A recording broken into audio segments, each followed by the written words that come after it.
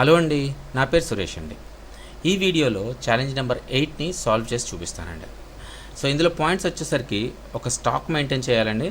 So స్టాక్ని maintain చేస్తున్నాను. Rice, వీటు, sugar and data తీసుకున్నానండి. Okay, so దాని పేరు ఇన్వెంటరీ అనే వేరియబుల్ తీసుకున్నాను. అలాగే సెకండ్ పాయింట్ వచ్చేసరికి యూజర్ని ఐటెం నేమ్ని ఎంటర్ చేసి క్వాంటిటీ ఎంటర్ చేసి పర్చేస్ చేసేలాగా ఆప్షన్ ఇవ్వాలి మనం. ఓకే, థర్డ్ పాయింట్ వచ్చేసరికి పర్చేస్ చేసిన తర్వాత ఇన్వెంటరీని అప్డేట్ చేయాలండి. సో ఫోర్త్ పాయింట్ వచ్చేసరికి పర్చేస్ చేసేటప్పుడు ఒకవేళ సఫిషియెంట్ స్టాక్ లేకపోతే వార్నింగ్ ఇవ్వాలి. సో ఇది మన టాస్క్ అండి. ఓకే, సో ఈ టాస్క్ని నేను వైల్ లూప్లో చేస్తున్నానండి. Okay, so while true. So while లూప్లో ఎందుకు చేస్తున్నాననే క్వశ్చన్ రావచ్చు మీకు. సో కారణం ఏంటి అంటే, సో ఇక్కడ ఐటెం నేమ్ని ఎంటర్ చేయాలి, క్వాంటిటీని ఎంటర్ చేయాలి. ఎంటర్ చేసిన తర్వాత స్టాక్ని అప్డేట్ చేయాలి. Okay, so in case stock లేకపోతే ఇన్సఫిషియెంట్ స్టాక్ని చూపించాలి. సో ఇక్కడ 3 టాస్క్లు ఉన్నాయండి. ఈ 3 టాస్క్లు మనం ఇన్ఫినిటీ లూప్ తీసుకున్నాం అనుకోండి. ఇన్ఫినిటీ లూప్ అంటే ఈ వైల్ లూప్ అనమాట. అసలు మనం ఎప్పుడు చెప్తే కానీ అప్పుడు దాకా అది ఎగ్జిట్ అవ్వదు. సో మనం ఎప్పుడు ఎగ్జిట్ అవ్వాలన్న విషయాన్ని మనం చెప్తే కానీ ఎగ్జిట్ అవ్వదు, కాబట్టి ఈ వైల్ లూప్ తీసుకుంటున్నానండి. ఓకే, సో ఫస్ట్ ముందుగా నేను ఇక్కడ ఒక స్టాక్ చూపిస్తాను. సో ఫర్ లూప్ తీసుకుంటున్నానండి. ఫర్ లూప్లో ఐటమ్ స్టాక్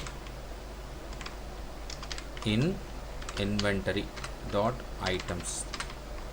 సో దీంట్లో కీసు వాల్యూస్ని యాక్సెస్ చేసి సో అవన్నీ కూడా మనం ప్రింట్ చేసుకుంటున్నాము. సో స్టాక్ ఇవి ఉంది అని మన యూజర్స్ చూపిస్తాం అనమాట. యూజరు ఐటము క్వాంటిటీ ఎంటర్ చేయడం కోసం అసలు స్టాక్ ఏముందో అనేది చూపించాలి కదా. సో స్టాక్ ఇది ఉంది అని చూపిస్తున్నాం అనమాట అండి. Okay, sorry, item stock. So kgs అని రాస్తున్నాను. ఆ వాల్యూస్ అన్నీ కూడా కేజీస్లో ఉన్నట్టుగా.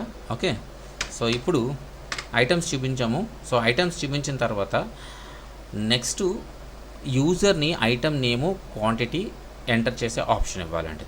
సో దానికంటే ముందు అసలు ఈ వైల్ లూప్ ఎప్పుడు ఎగ్జిట్ అవ్వాలన్న విషయాన్ని కూడా చెప్పాలి కదండి. సో దానికోసం ఒక చిన్న లాజిక్ రాస్తున్నానండి ఇక్కడ. సో ఒక ఆప్షన్ తీసుకుంటున్నాను. సో చాయిస్ ఈక్వల్ టు ఒక ఇన్పుట్ బాక్స్ అండి. So input do you want purchase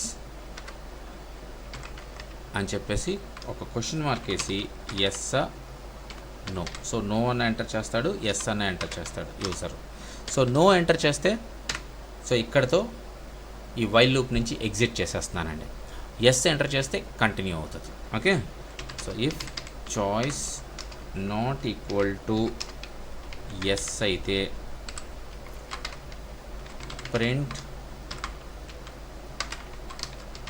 exit the program అని చెప్పి ఒక మెసేజ్ ఇచ్చి బ్రేక్ చేసేస్తాను. ఓకే, సో ఇప్పుడు ఏం జరుగుతుంది అంటే నో అని టైప్ చేశాడంటే యూజరు ఈ ప్రోగ్రామ్ వైల్ లూప్లో నుంచి బయటకు వచ్చేస్తాడు. సో ఒకవేళ ఎస్ అని టైప్ చేస్తే సో నెక్స్ట్ క్వశ్చన్ ఏం అడగాలి మనం, ఐటమ్ నేమ్ ఏంటి. సో ఐటమ్ నేమ్ని ఎంటర్ చేయమని చెప్పి యూజర్ని అడగాలండి. ఓకే, సో ఐటమ్ నేమ్ని ఎంటర్ చేయడానికి ఒక ఇన్పుట్ బాక్స్ తీసుకోవాలి. So item underscore name equal to input. Okay, enter item name. Okay, so ఇక్కడ స్ట్రిప్ అని ఒక ఫంక్షన్ ఉంది. అంటే ఒక డిఫాల్ట్గా ఏమైనా స్పేసెస్ ఉన్నా, అన్వాంటెడ్ క్యారెక్టర్స్ ఉన్నా అలాంటివన్నీ కూడా క్లియర్ అవటం కోసం స్ట్రిప్ అని వాడతాము. సో అలాగే లోయర్ కేస్లో కూడా పెట్టుకుంటున్నాను. సో లోయర్ కేస్లో ఎందుకు పెట్టుకుంటున్నానంటే నేను డేటా అంతా కూడా లోయర్ కేస్లో పెట్టాను. ఓకే, సో ఇన్ కేస్ కానీ ఒకవేళ మనం ఇలా రైస్ని ఆర్ క్యాపిటల్ అని పెట్టామనుకో, సో అప్పుడు ఈ ప్లేస్లో క్యాపిటల్స్ అని పెట్టుకుంటాం అనమాట. క్యాపిటలైజ్ చేసామంటే మొత్తం అన్నీ కూడా క్యాపిటలైజ్ అవుతుంది. అప్పుడు ఇన్వెంటరీలో ఉన్న ఈ రైస్ని ఇక్కడ ఎంటర్ చేసిన రైస్ని రెండు ఈజీగా కంపేర్ చేయొచ్చు అనమాట. ఐటమ్ నేమ్ని కంపేర్ చేసి దాంట్లో ఉన్న క్వాంటిటీ ఉందా లేదా ఐటమ్ ఉందా లేదా కూడా చెక్ చేసుకోవచ్చు అనమాట. ఓకే, సో మీకు అర్థమైంది కదండి ఇప్పుడు. సో ఇప్పుడు మనం ఐటమ్ నేమ్ని తీసుకున్నాం. ఇక్కడ చాయిస్లో కూడా ఈ స్ట్రిప్ వాడితే బెటర్ అండి. ఎందుకంటే ఎస్ నో కూడా ప్రింట్ చేసినప్పుడు ఒకవేళ ఎస్లో కానీ అన్వాంటెడ్ క్యారెక్టర్స్ ఉన్నాయనుకో దానికి కూడా క్లియర్ అవుతాయి. సో అందుకోసం స్ట్రిప్ ఫంక్షన్ ఇక్కడ కూడా వాడదాం. రైట్, సో ఇప్పుడు ఐటమ్ నేమ్ ఎంటర్ చేసిన ఐటమ్ నేమ్ ఏదైతే ఉందో ఆ ఐటమ్ అసలు అందులో ఉందా లేదా. సో దానికోసం ఇక్కడ ఒక చిన్న logic, if item name not in inventory print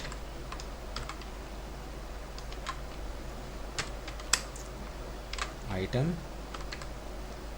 name is not available in inventory. Okay, so ఈ మెసేజ్తో మనకి అందులో ఐటమ్ ఏదైతే ఎంటర్ చేసామో ఈ మెసేజ్ ఇచ్చి దాని తర్వాత మళ్ళీ కంటిన్యూ చేయమని చెప్పేసి అడుగుతున్నాం అనమాట. అంటే లూప్లోంచి బయటికి వెళ్ళకూడదు మనం. సో అంటిల్ పర్చేజ్లో నో అన్న చెప్పాలి లేదా ఎస్ అన్న చెప్పాలి. సో అందుకని కంటిన్యూ అని చెప్పాను అనుకోండి, మళ్ళీ do you want to purchase అని చెప్పేసి అని అడుగుతుంది logic. Okay, so do you want to purchase అన్నప్పుడు అక్కడ ఎస్ చెప్పామనుకో మళ్ళీ కంటిన్యూ అవుతుంది. ఓకే, సో ఇప్పుడు ఐటమ్ నేమ్ వచ్చేసింది. సో ఐటమ్ నేమ్ వచ్చిన తర్వాత మనకు కావాల్సింది క్వాంటిటీ నేమ్, క్వాంటిటీ, ఎంత క్వాంటిటీ కావాలి ఐటమ్కి. ఓకే, సో అది కావాలి. సో దానికోసం ఏం చేయాలంటే ఇక్కడ కూడా ఒక ఇన్పుట్ బాక్స్ తీసుకోవాలి. QTY ఇంటీజర్లో ఎంటర్ చేయాలి కాబట్టి సో INT ఇన్పుట్ అని తీసుకుంటున్నాను. Enter quantity in kgs. Okay, so ఇక్కడ క్వాంటిటీ నెంబర్స్లో ఎంటర్ చేస్తే ఓకే. సో నెంబర్స్లో కాకుండా క్యారెక్టర్స్ ఎంటర్ చేస్తే, సో దానికోసం ఇక్కడ ఒక చిన్న వాల్యూ ఎర్రర్ తీసుకుందామండి. ట్రైలో పెడదాము దీన్ని. ఓకే, ఇక్కడ యాక్సెప్ట్ తీసుకుందాము, యాక్సెప్ట్ వాల్యూ ఎర్రర్. సో ఇందులో ఒక మెసేజ్ ప్రింట్ చేద్దాం. So print enter valid number అని చెప్పేసి ఇద్దామండి.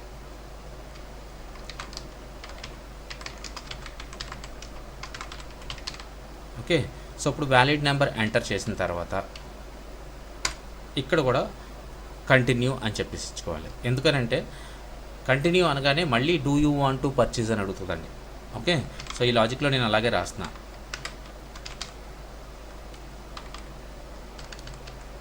కంటిన్యూ. ఓకే, సో ఇప్పుడు మనకి క్వాంటిటీను నేము పర్ఫెక్ట్గా మనం అనుకున్నట్టుగానే వచ్చిందనుకోండి. ఓకే, సో అప్పుడు ఏం చేయాలి, క్వాంటిటీని ఇన్వెంటరీలో సరిపడా క్వాంటిటీ ఎంటర్ చేసిన సరిపడా క్వాంటిటీ ఉందా లేదా అని చెక్ చేయాలి, అంటే స్టాక్ చెక్ చేయాలి మనం. ఓకే, సో దానికోసం ఒక చిన్న లాజిక్ ఇక్కడ. సో ఇఫ్ ఇన్వెంటరీలో ఈ ఐటమ్ ఏదైతే ఎంటర్ చేసామో మనం ఆ ఐటమ్ నేము,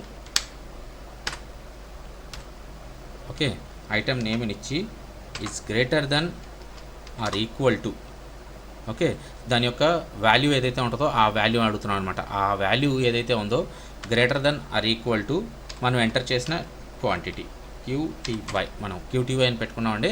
సో QTY ఒకవేళ greater than or equal to ఉందనుకోండి, అప్పుడు మనం ఏం చేయాలంటే ఆ ఇన్వెంటరీలో నుంచి ఏదైతే ఐటమ్ యొక్క వాల్యూ ఉందో ఆ వాల్యూని మైనస్ చేసేస్తాం. Item name minus equal to QTY. So minus చేసామంటే ఆటోమేటిక్గా పర్చేజ్ అయిపోయినట్టే. సో అయిపోయిన తర్వాత ఒక చిన్న మెసేజ్ ఇవ్వాలి, print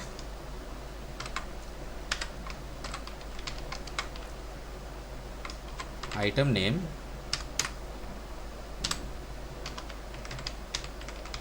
successfully purchased. Okay, so item purchase అయిపోయింది. సో ఇన్ కేస్ క్వాంటిటీ కానీ మనం ఎంటర్ చేసిన క్వాంటిటీ కానీ ఇన్వెంటరీలో లేకపోతే అప్పుడు ఎల్స్ కండిషన్లో రాయాలండి. ఎల్స్ ప్రింట్, సో ఇందులో క్వాంటిటీ లేదు అని చెప్పాలండి. సో ఐటమ్ నేమ్ తీసుకున్నాము.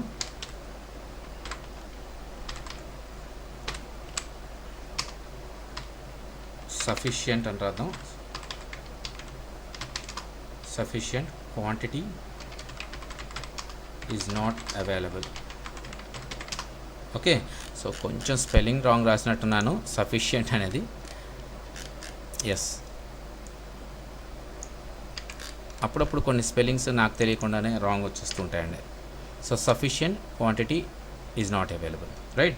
సో ఇప్పుడు మనకి అయిపోయింది. సో ఇప్పుడు మనకు లూప్ నుంచి బయటకు వద్దాము. బయటకు వచ్చి సో ఈ ఆపరేషన్స్ అంతా జరిగిన తర్వాత ఫైనల్గా ఇన్వెంటరీ ఎంత ఉంది అని తెలుసుకోవడం కోసం ఇదే ఫంక్షన్ని కింద కాపీ చేద్దామండి.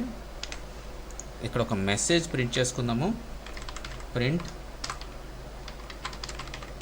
కరెంట్ స్టాక్ అందాం, రైట్. సో ఇప్పుడు రన్ చేద్దాం. రైస్ 50 kgs అన్నీ కనపడుతున్నాయి మనకి ఇన్వెంటరీ ఏదైతే ఉందో. సో ఎస్ ఆ నో అని అందాం. ఫస్ట్ నో అందాం, రైట్. నో అనగానే ఆటోమేటిక్గా ఇక్కడ ఏం జరిగిందండి, ఎగ్జిట్ అయిపోయింది ప్రోగ్రామ్ నుంచి. ఓకే, సో మళ్ళీ రన్ చేద్దాం. ఎస్ అంటున్నాను. ఐటమ్ నేమ్ని ఎంటర్ చేయమంటుంది. రైస్ ఎంటర్ చేశాను.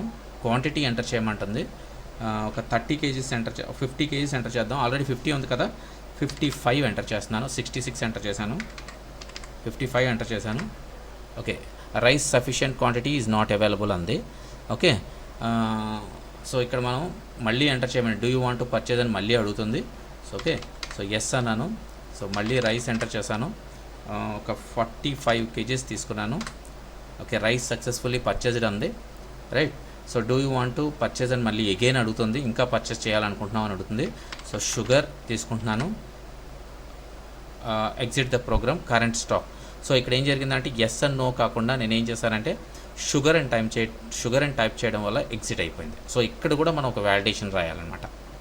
ఓకే, సో ఇక్కడ వ్యాలిడేషన్ మనం రాయకపోవడం వల్ల ఎస్ ఆ నో ఈ రెండిట్లో ఏదో ఒకటి మనం టైప్ చేయాలి. కానీ నేను ఇక్కడ ఏం చేశాను, ఆ రెండు కాకుండా వేరే ఏవో టైప్ చేశాను. సో దానివల్ల ఇక్కడ ప్రోగ్రామ్ ఎగ్జిట్ అయిపోయింది అనమాట. ఓకే, సో మనం ఇక్కడ వ్యాలిడేషన్స్ ఎంత వీలైతే అంత రాసుకోవాలండి. సో మ్యాక్సిమం ఎక్కడ కూడా మనకి లీకేజ్ అనేది ఉండకూడదు. ఓకే, సో మీకు అర్థమైంది కదండి నేను రాసిన ప్రోగ్రాము. సో ఇలా కాకుండా మీరు ఇంకొకలాగా రాసుంటే దయచేసి కామెంట్ చేయండి. ఓకేనండి, బాయ్ అండి.